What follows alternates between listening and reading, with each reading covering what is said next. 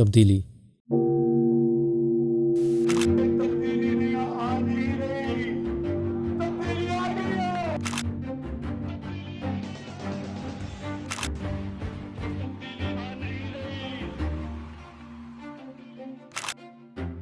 وہ نعرہ جو ہمارے ملک میں پچھلے کئی سالوں میں سب سے زیادہ سنا گیا، کیا یہی وہ تبدیلی ہے جس کی تعبیر آج ہم مہنگائی کے عروج کی شکل میں دیکھ رہے ہیں؟ ہمارا سب سے بڑا مقصد ہے کہ غربت ختم کرے۔ یہ ہے ٹائم اپنی تقدیر بدلنے کا۔ آپ اپنا سوچنا ہے، اپنے بچوں کا سوچنا۔ یہ وہ نظام ہے جس کا وعدہ ہماری نسلوں سے کیا گیا۔ جس تبدیلی کی یہ قوم 70 سال انتظار کر رہی ہے۔ کیا ان حالات کے لیے خان صاحب نے 22 سال محنت کی؟ میں عمران احمد خان نیازی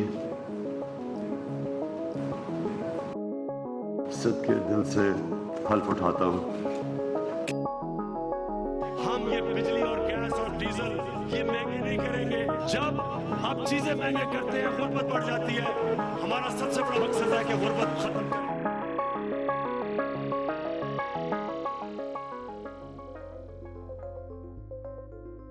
ایک سال میں معیشت کا یہ حشر، روپے کی ویلیو اپنی بدترین سطح پہ، بجلی اور گیس کی بے پناہ قیمتیں، یہ ساری وہ چیزیں ہیں جو عام آدمی کے حالات پہ اثر انداز ہوتی ہیں۔ مگر کیا یہ حالات پچھلے ایک سال میں پیدا کیے گئے؟ پچھلی حکومتوں کی میڈیا مینجمنٹ ان کی اپنی ساکھ کے لیے بہت اچھی رہی اور ہمیشہ یہ تاثر دیا گیا کہ سب اچھا ہے۔ یہی حکومتیں پاور میں آتی، سب سے پہلے IMF کے آگے ہاتھ پھیلاتی، مگر ان میں سے کسی نے بھی ان ضروریات مثلاً ٹیکس نیٹ کو بڑھانا، اداروں کو مضبوط کرنا اور کاروباری حالات کو بہتر کرنا جو دراصل عوام کے حق میں ہیں کو پورا نہیں کیا۔ پاکستان نے IMF کے 2 سب سے بڑے قرضے 2008 میں پیپلز پارٹی اور 2013 میں نون لیگ کی حکومت میں لیے۔ ہر بار ہمیں بجٹ خسارے اور سبسڈیز میں کمی کرنے کے لیے کہا گیا۔ ہر حکومت نے IMF کی آڑ میں پاپولر فیصلے کیے اور تمام الزام پچھلی حکومتوں پر ڈال دیے۔ ہمارے بجٹ کا ایک بہت بڑا حصہ ان قرضوں کی ادائیگی میں چلا جاتا ہے۔ خطے کے حالات اور ہمسائے ممالک کے بڑھتے پریشرز کی وجہ سے ایک حصہ ہمیں ملکی ڈیفنس میں خرچ کرنا پڑتا ہے، مگر ان ضروری حصوں کے علاوہ ایک بہت بڑا حصہ ہماری معیشت میں آف شور اکاؤنٹس میں اور جعلی اکاؤنٹس میں بھی چلا جاتا ہے۔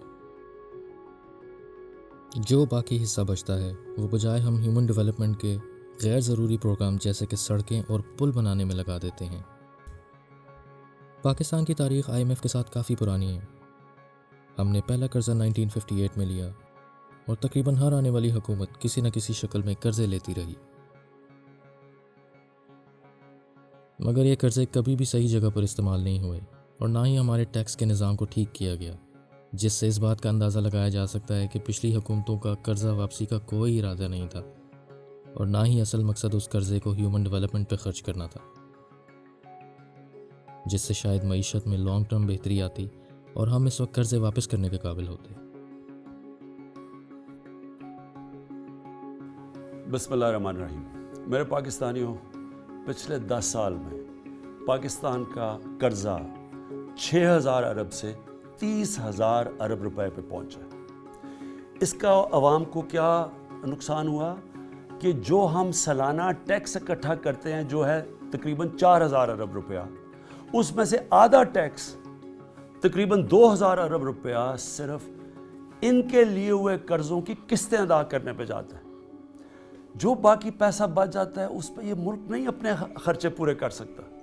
پاکستانی وہ قوم ہے جو بدقسمتی سے دنیا میں سب سے کم ٹیکس دیتے ہیں، لیکن ان چند ملکوں میں سے ہیں جو سب سے زیادہ خیرات دیتے ہیں۔ معیشت میں بہتری کے لیے سب سے ضروری چیز ٹیکس ہے۔ سب سے پہلے میں نے FBR کو ٹھیک کرنا ہے، جس میں کرپشن اتنی زیادہ ہے، لوگوں کو اعتماد نہیں ہے۔ ٹیکس نیٹ بڑھانے سے مہنگائی کا بوجھ نچلے طبقے پر کم کیا جا سکتا ہے۔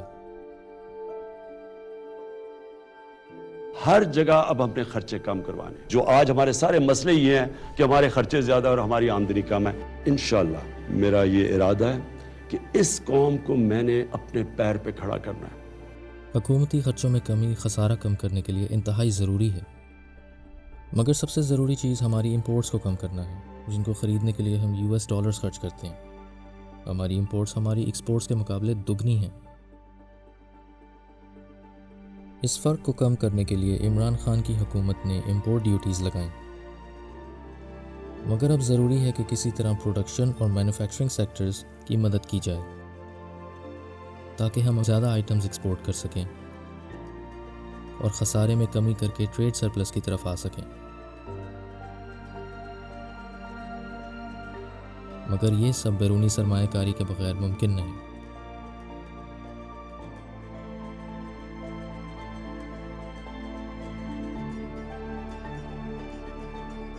پچھلے ایک سال میں تمام بڑے ممالک کے حکمرانوں نے عمران خان کی لیڈرشپ میں اعتماد ظاہر کیا۔ خان اپنے بلبوتے پہ عالمی دنیا میں پاکستان کی ساکھ دوبارہ زندہ کر رہا ہے، جس کا وعدہ وہ 22 سال سے کرتا آیا ہے۔ پاکستان کے شہری ہوتے ہوئے ہمارا بھی یہ فرض ہے کہ ہم ان مشکل حالات میں اپنے ملک کا ساتھ دیں، صحیح آمدنی ظاہر کریں اور ٹیکس دیں تاکہ اس شخص کی 22 سال کی محنت ضائع نہ جائے۔